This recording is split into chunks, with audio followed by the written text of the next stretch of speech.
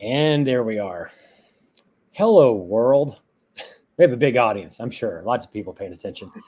We're here today to talk about referral tracking. We might shorten that phrase a little bit to just attribution, but it is what it is. It's tracking referrals that come into your marketing systems. A little background here. Hello, everyone. I'm Kyle. I'm the founder and kind of technical strategist here at Little Taller. My background is pretty heavy in systems development, especially around MarTech, around the MarTech stack, the sales ops stack, especially around partnerships, as I was the co-founder of Allbound PRM, one of the world's premier partnership platforms. And with me, of course, today is my esteemed partner in crime, Alexandra. Hi. I do think, Kyle, one thing we should start doing is get like a laugh track or an applause track to go into these, but just spitballing here. Sure. Hi, I'm Alex. I oversee a ton of creative design and strategy. And Kyle and I usually say our divide and conquer is tech and then marketing, which I think is a great summary in short of how we do kind of look at our roles and our leadership. Yeah, I think if you look at career-wise, it's like my office bestie has pretty much always been my marketing partner. It's like I'm not quite the IT guy, but I am. But I've always there is a version of you that is like that's who I'm always working with. Well, I'm always grateful too because when we talk about wiring, some technical things of it, like you've heard me say, I don't always speak the right language, and I think my language is getting better in a lot of ways, but my brain just is not wired that way. But when it comes to brand and your brand identity and how that goes through so many different assets or so many different platforms and the experience that your users have, that's when you see me get up on my soapbox. Yeah, and there's so many words that you would use on the marketing side that I don't, where I'm like, I need somebody smarter to say this in a non-weird way. So it's a good tag team. It is. So who do we work with here at Little Taller? A variety of companies, a lot of enterprises. We have some other nonprofits, small businesses, people who like to help out, startups specifically, but we work with a lot of large companies, a lot of tech companies as well. I tend to live, like we sort of previously established, on the tech side of things, whether that's on the biz ops, so CRM, ERP, marketing automation systems, or custom software development. We do a large amount of that too inside of enterprises. That's where I tend to live. Alex, how about you? I'm, like we said, tend to live a lot more in the marketing departments, and sometimes see quite a bit of crossover with sales as well, because another soapbox will get into that. Those overlap quite a bit more than I think people always recognize, but definitely working a ton with the creative departments at a lot of these different companies. Again, super tech heavy, super SaaS heavy, but definitely not limited to. Got it. So referral tracking, our topic here today, near and dear to both of our hearts, because sometimes my day and your days don't overlap, but then oftentimes they do, because at the kind of the core of all business ventures is making money. And so it is selling and getting stuff done. So one place specifically where you and I and our roles and our clients intersect is in referral tracking. So really, what are we saying? What is referral tracking when we just flat out say referral tracking, Alex? I think the easiest way to describe referral tracking is knowing where who came from. Who being leads? Client, customer, leads. Yeah, so I guess from the funnel, it's like a prospect, whatever you want to call them, a lead. Yeah. Finding out about your offerings, coming to you, and then moving their way through the system. So attribution is kind of really at the core of it. I would say so. Helps you figure out where to focus. How often on the marketing side, if you think about that attribution, how often are we actually asking who referred them versus where did they come from or how did they find it? So where or a how versus a who? Wait, how many times do I ask who, or how many times do I ask where and how? Where and how, I ask a ton, which often does come back to, I feel like I ask where, how, and then the who is like that's the order of how we talk about those leads. Go for it. I feel like if this was a meme that we were going to share on the interwebs, it'd be Marissa Tomei from My Cousin Vinny. No, I'm sorry, I mixed that up totally up. It's Julia Roberts from Pretty Woman, where I say who. That's what this would be. It's like I asked where, I asked how, I asked who. Like I You can could see have never called out that mix up and I would have been like, haha, yeah. you dumbass. This is what you would have said to me. To be like, no one knows what you're. Stop quoting Julia Roberts vehicles. No one knows what you're talking about. No, I think everyone else does. I think I just don't. Okay. That's a movie and a TV show. I'm lost. Okay, to be fair. So yeah, so I think this is true. Years of working in attribution, tracking attribution of prospects through the into the system and into the funnel. It's almost always where did they come from and what marketing effort influences. Ultimately, is what spend influenced this. 100%. No, literally, I was just going to say that so often people come to us and say, how come our campaign isn't working? Or how come we're spending all this money and I'm not seeing the results? And every single time, I will play devil's advocate and I'll say 9 times out of 10. Okay. Just to devil's advocate.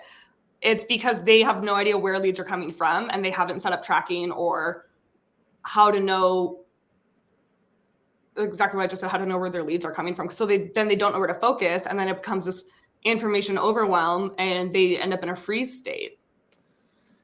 Data. So you got to prove it. Is what I'm looking at accurate to even know how it's working or not working. And I think it's great when people say it's not working. You're like, well, what's not working? Yeah. What's not working? And leads, where are they coming from? That there's a huge disconnect. Yeah. So on that disconnect, then what systems tend to be in play, Alex, that, in marketing, what systems do we tend to see in terms of outreach and conversion and reporting? GA is always like the starting point, but then we see so many from whether it's social or different ad spaces. HubSpot obviously is a big one. And a lot of people end up getting it into Salesforce, especially as like the bigger the team is or the more cross departments we end up working with. GA, Google Analytics. Yes, thank you. So, all right. So Google Analytics kind of on tracking to tell us a lot of data and information that we may not know or specific. Like direct tracking. Yeah, direct. But specific platforms, Facebook, social platforms, LinkedIn, for running ads or spending, they tend to actually do a really good job at telling us where things came from. Mm-hmm. Ultimately to marketing automation, ultimately to CRM. Cool, great. Because we actually have a diagram we'll pull up here in a second that we can talk about a little bit more on that one. So when partners do get involved, like how does that change things, Alex? I think it changes things in a variety of ways, but also like in some really fun ways. It does create the potential for a disconnect or the potential for miscommunication. So getting this in place for your partners, I think is very beneficial and helpful, but it also, I think like selfishly, it helps you because it shows you what's working well, what's not working well. And then how do you reward the partners that are sending you great leads and how do you incentivize the partners that are possibly falling behind or struggling? Got it. So, but once we mention partners, then I know I wrote this next question. Are we sharing a dirty little secret? And I know that literally comes from a conversation that we have of like, given that where we live in the PRM space, that people think, oh, I have to have a partner portal in order to get partners involved in referral tracking. It's like, do you need more tools and more tech to actually get any other affiliates, partners, anyone to help send traffic to you that's traceable? I think most of the time people already have all the tools in their toolbox, but they are, and this could be too from like what I see is I see a lot of people in a marketing department that are a one-man band or have limited resources. And it is hard to leverage all the tools in your toolbox if you are in a state of overwhelm or if you're in a state of hurry up and execute. So it's almost like this step, for whatever reason, just seems to get missed when this is such a valuable step in the process overall. Got it. Well, let's go to the diagram, though, I think, to make this super visual for ourselves. It's kind of funny that I'm actually doing this from right to left. There's this UI piece of GitHub where we manage code that drives me crazy. Anytime you want to compare changes, it's always like, here's your changes, here's the original. And I'm like, why are we comparing right to left? You know, it's funny. I didn't even notice that until you said that, and now I can't unsee it. Now, and how many times have we pulled this up and like talked through it with clients or talked through it with the team? And I truly never noticed that until now. But it's funny because I think what's actually the whole point of that is this is kind of the epicenter of our business world, our CRM. Mm-hmm. It really is. That it's on here and that you've got marketing outreach activities that you're performing. So whether that's sending email, sharing stuff on social, sharing links with your partners that your partners then share to send people back into here. Whatever it is, you've got marketing outreach that is ultimately landing on what? We're ultimately sending them to do something, right? Like land on a landing page. And what's the most important thing we want them to do with that on that landing page, Alex? Fill out the form. You got it. Tell us who you are. So I know the CTA. So I know your team spends an awful lot of time focused on what's the messaging here that's most. So the messaging to the what to the who and where to get them interested to get to here to make it the easiest path to convert. An ideal experience. Ideal, it's a dream state. And from every angle too, just like from usability and ease of use, but also the brand persona and how are you presenting? Is it consistent? Is it not consistent? But this is kind of, I think, where oftentimes as marketers we get a little spooked because of the technology. We're like, or things get disconnected of how did someone actually land here, fill this out? Whether it's a demo, whether it's something deeper embedded into the site, we're often like, where did they come from? I think this is where we see the wiring differences usually of like tech first marketing. Because I think a lot of people understand, and just from the worlds that we work in, like this is usually where people do get, like maybe that's the drop off point of where people are getting lost or why it gets.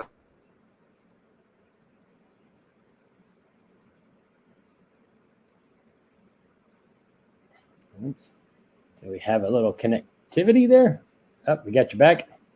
I'm back. Did I freeze? Yeah, I just skipped for a second. Oh. But so the system, so I think we're talking about the wiring difference of thinking about how and why to get in there and then proving it. So in these systems, it tends to be landing pages tend to be HubSpot, Pardot, Marketo, Unbounce. Sometimes it's just straight up a Gravity form sitting on a WordPress page. Yeah. So some place here, ultimately, they're filling out a form, and we want to track where they came from, bring that in, and then make its way. Summary of that section, or like what system is what system is the call to action? Like what's capturing your call to action? Yeah. And then ultimately, no matter what that is, whether that's a website property, a marketing automation system, it's going to point back to your CRM. And that could be Salesforce. It could actually just be HubSpot as a CRM. It could be Microsoft Dynamics, Freshworks, Zoho. We've seen all of them. So it could be a number of systems, but ultimately we'll just take the Salesforce case. Ultimately, what you are trying to do is convert that prospect to a lead, get that marketing qualified lead moved along to sales qualified, at which point they convert it so it becomes a contact on an account with an opportunity. And we want that attribution all the way through, because in the end, what does marketing and ultimately sales and the business side of the business want to know? They want to know, what was it that we did out here that's most successfully drove to closed won opportunities?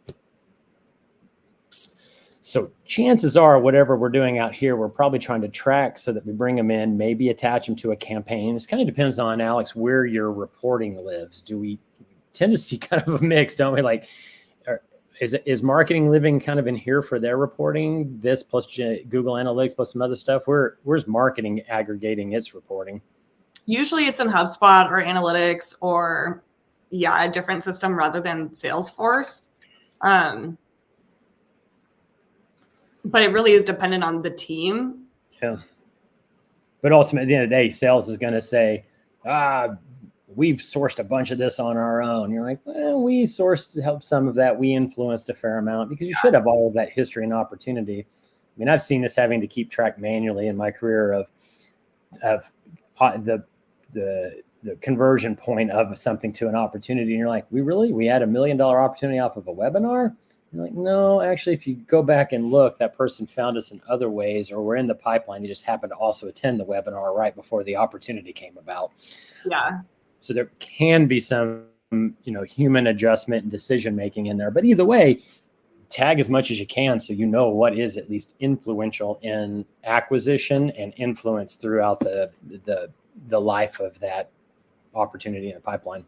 I think it also helps you advocate for, and again, this comes from my marketing perspective, but it helps me and the teams that I work with advocate for the resources that are working, or the campaign types that are working, or the outreach that's working, and helps eliminate noise that, like, just sometimes cross departments, you don't have the same visibility. It's not realistic to expect having the same visibility, but how do you increase as much visibility as possible? And I think this is a great way to do so that you can continue to put resources towards what is working.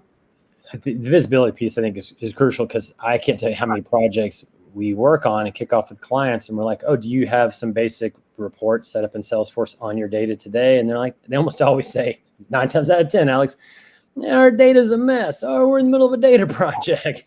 Like, all of our data is always a mess. We're always in the middle of a project. It's the nature of that. But that visibility is kind of crucial. Like, they may say, we're not really sure. We got a lot of partners. I'm like, yeah, but do you have a lot of partners that are active? Do you have a lot of partners that are successful? Are they engaged with you?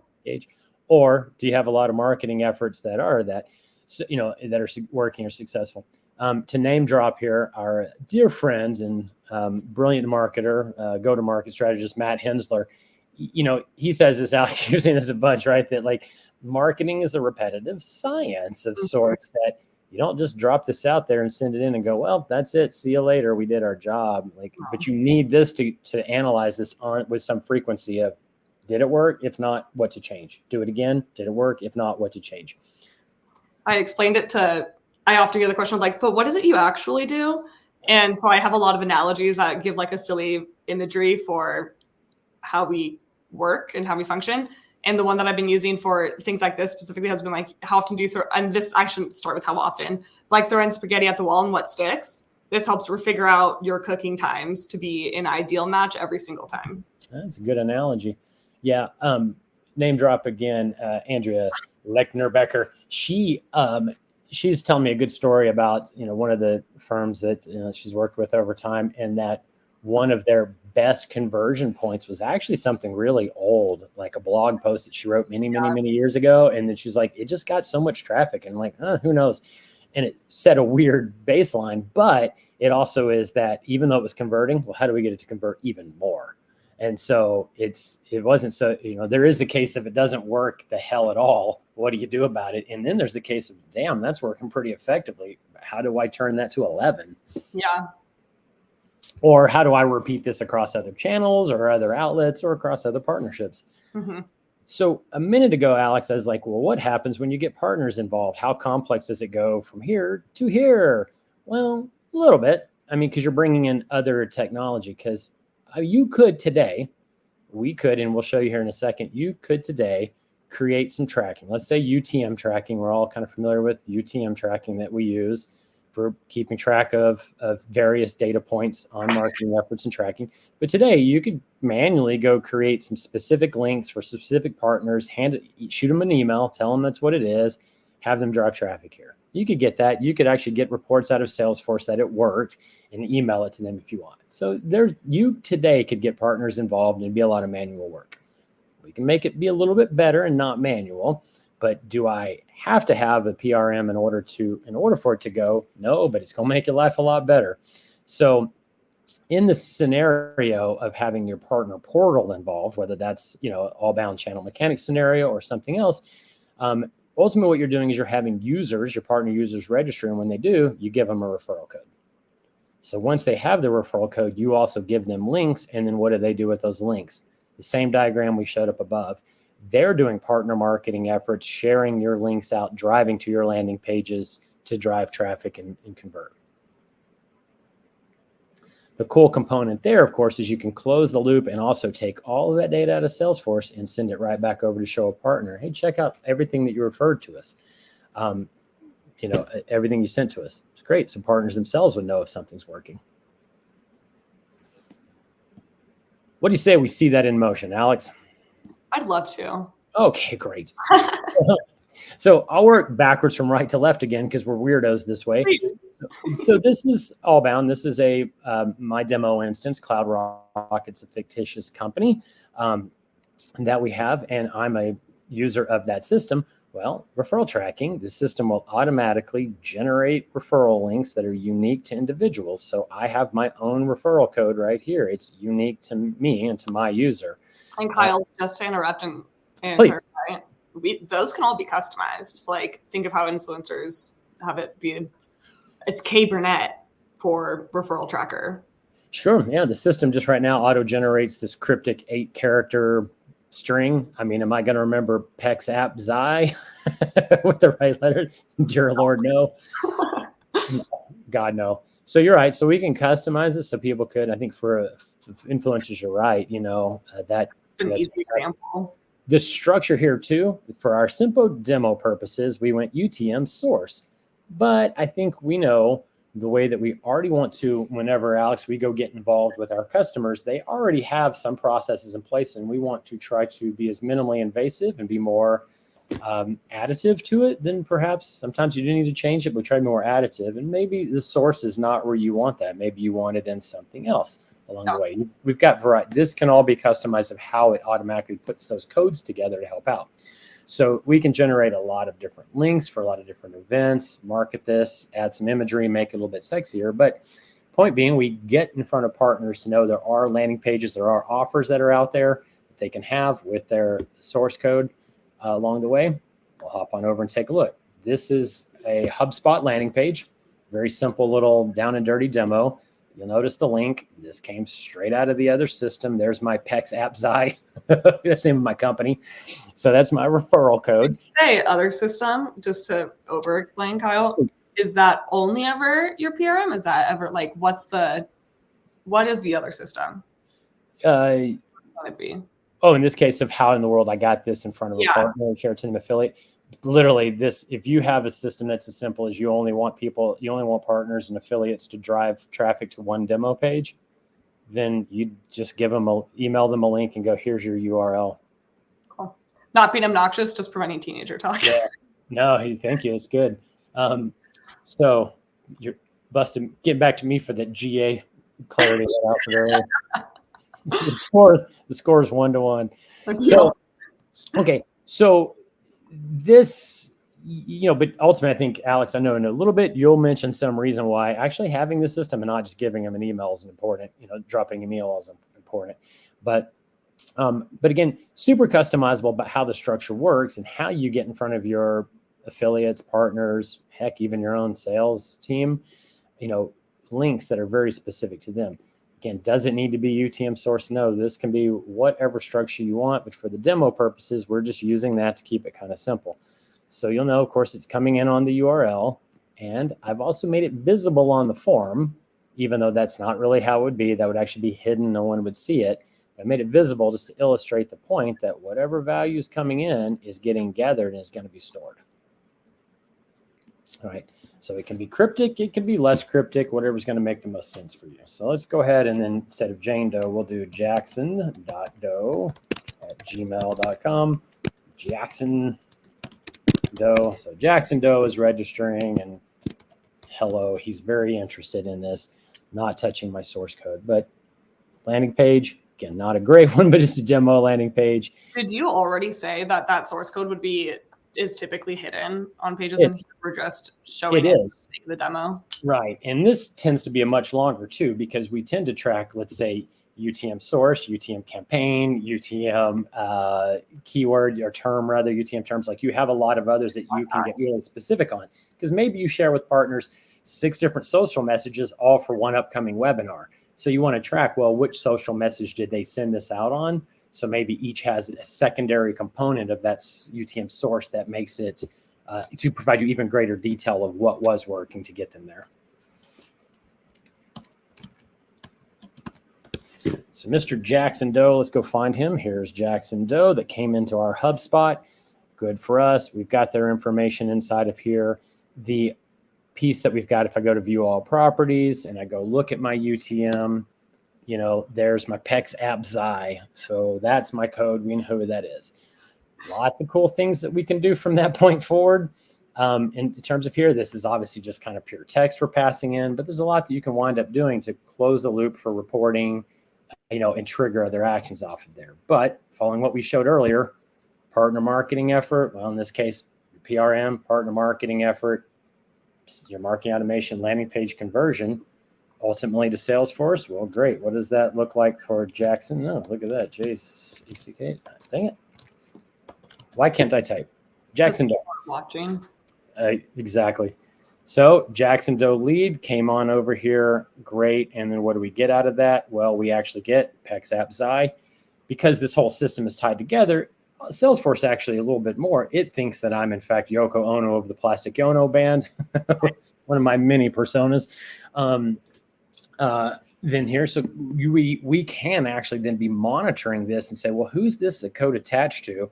It happens to be attached in my demo instance to somebody with a goofy name, but we can actually track that referral all the way through and flip this to be something more meaningful in the system. HubSpot can be a little bit trickier. There's depends on how you structure your data with like contacts and partners. Salesforce, what we tend to see is you actually have partners and partner contacts, and then we can actually tie this all the way back into here. So you get that reporting through. Of course, you could see all of this over on reports. You could see what the funnel looks like, how many leads were created within a period from a campaign, tied to referrals or not tied to referrals. And then ultimately, like we were showing here, if this is fully integrated all the way back, this lead could show back up over in your partner portal to show the partner in pipeline, hey, check it out. This is somebody who did come in and convert from there. I think the only reason this chart or this workflow looks like more heavier, I guess, than the other one is simply because it is syncing back and forth and making sure everything's aligned. Yeah, it's interesting that way that you kind of look at that and you go, oh my gosh, that's a lot of arrows. We did sort of number it because this is one that we tend to talk through. We tend to talk about, well, in your CRM, your partner accounts aligned to the companies you've got in your partner portal, your partner contacts, how are they aligned between the two? So in terms of data alignment, the systems already are aware of, in both of them, who your partner companies are, who your partner contacts are.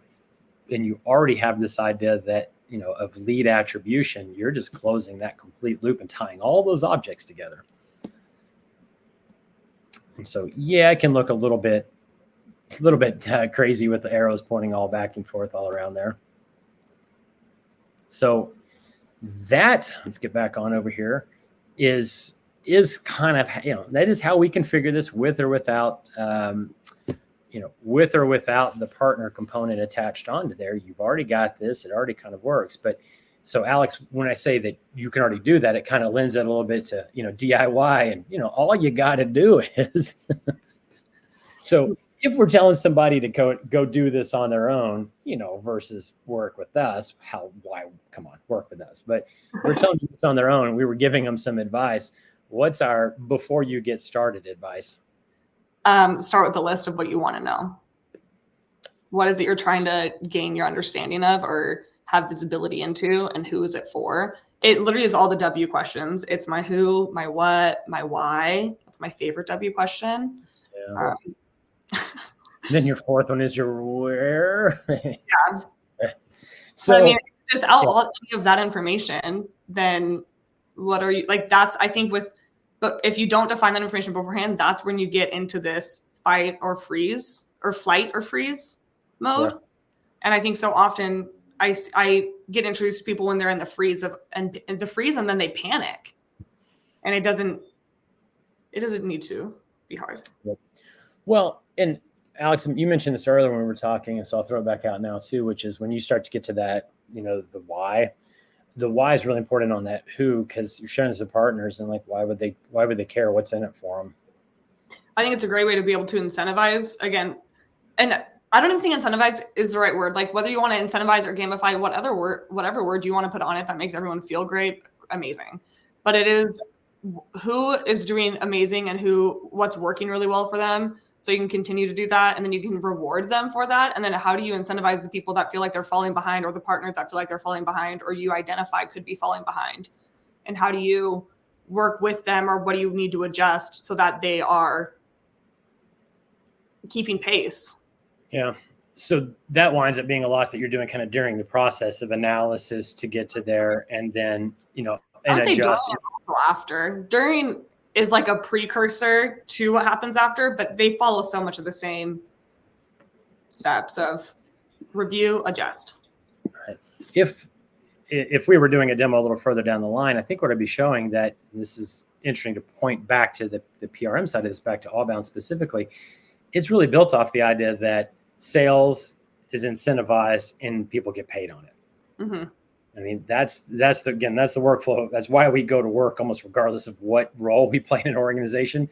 Somebody's selling it, someone's buying it. There's incentivization to make that happen. And then there's the payments that come from that. So as a partner, I want to look at what that looks like. So if I come into Allbound and I go to pipeline and I fill out the form and say, I've got this lead that's interested, or I don't want to register a deal inside of here, I can go do that. So I could fill that out. That then drives an incentive for me and I get paid on it. I guess points out, sorry. Go ahead. It's like what Heidi would point out as like a bribery.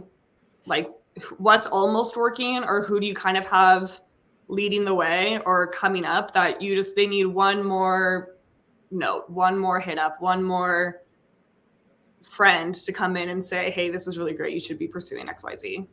Yep. So that loop gets closed here, and then, of ultimately 2 payments. And so all of that visibility, if you think that chart looks a little bit crazy right now, it's like, well, the good news is guess what? Once that lead is created over here and we send it back, there's other triggers other things we process. Other processes we trigger off of here. That lead comes back once it was referred through the system back to that partner, and they're going to get credit just as if they literally were the ones who came into the system, hit register deal, and filled out that form themselves. Just didn't have to. So, Alex, if someone's not doing DIY, although technically if they are, they're following this, but this is our trademarked process that we've got, tried and true trademark that we've invented, that we've perfected, and we'll teach a course on it someday. True. What is our recipe for success on a project like this? Discovery of all the W questions, and then I'm making my list, I'm writing them all down, and we're bringing in the teams to put those into action. So now we know what we're doing. What does that actually look like, and how are we configuring? And then we're going to launch and then adjust. And then I want to be everybody's friend. So I'm like, well, don't go away. Like, what else? What should we do next? What should we do? We're having fun here. Yeah, I thought we were all having a good time. I thought we were all winning. So I think here 5 is support. That's probably one where it's, analyze, rinse, and repeat. It's scientific method. Maybe we'll come up with a better way to phrase that, but it is the classic A/B testing. Yeah. So what does this look like investment wise from our customers if we're helping with this? We tend to do a lot of the lifting. It's actually not all that much. There is if you look at that discovery component of that, we need to review process with you. We'll review it. We'll do workflow diagrams. We'll write it all down. We'll write down the use cases, update reporting. We'll get those components in place so we know what we're going to do. We know how it's going to work. We know how to test it. We know how to prove that it's working, see it all the way through to reporting, launching, and so go from there. But that's the process component of getting getting your team involved. Who needs to be involved on that? Probably somebody from marketing, your business operations or marketing operations, leader, somebody from the channel side on that, for if this is through partnerships, the system support. So we're gonna make a few changes in there. Maybe there's no changes. Maybe we're just aligning to what you've already have. Maybe we're making a few changes in there. Tends to not be too heavy. And then testing is very, very, very crucial. We do a lot of it ourselves, but Alex, we almost always want our customers clicking and testing themselves. I would say you're the expert in your field. I am the expert in mine. And that is where we tag team. Yeah. What also happens a lot there, I think is nice though, is that when you build, it's like proofing your own. If you wrote it, it's hard to proof it. You already know what you were trying to say. So you're reading it going, it says what I was trying to say, but it misses all the gaps. You want somebody else to proof it.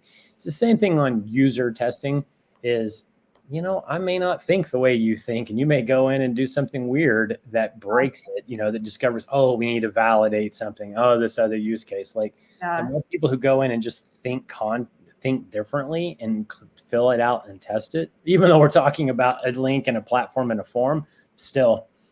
Yeah. You could be something weird where they'd be like, but what if they send this via Snapchat? And I'd be like, I have no idea. Don't have a Snap. I've never thought about that. Holy shit. Yeah.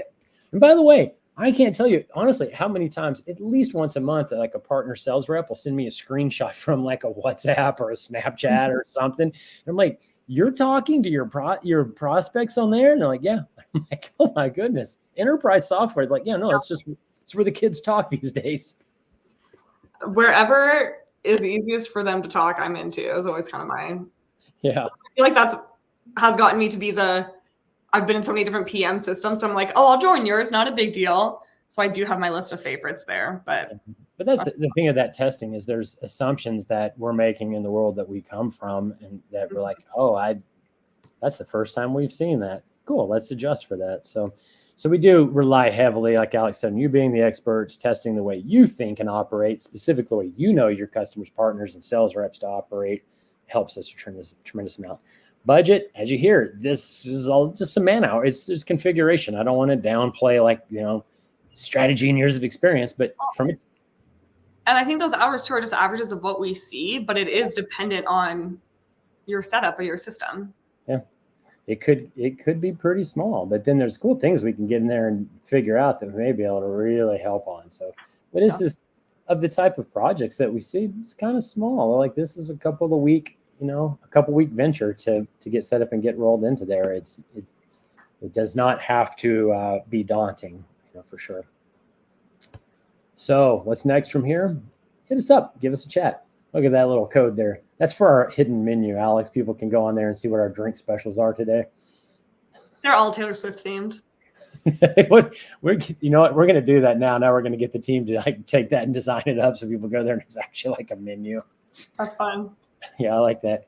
Right now I'm really into pizza, so we'll have some pizza and some gin drinks. Do those go together? Sure. Yes. Yeah. In my opinion, yes. All right. Well, you're the expert. So yeah, hit me up. I would love to hop on a call, talk to you about your systems, hear what you've got going on, give you some guidance on that thing as you try to move forward in it and see how we can be of value to you and be helpful there. Hope this was helpful today. I don't see any questions necessarily coming in, but if you do, you got this right here, please hit us up. We'll be happy to help in any way. Alex, thank you for your generous time today. You're so welcome. All right. I'm just kidding. Thank you. This is fun. See you guys later. Bye.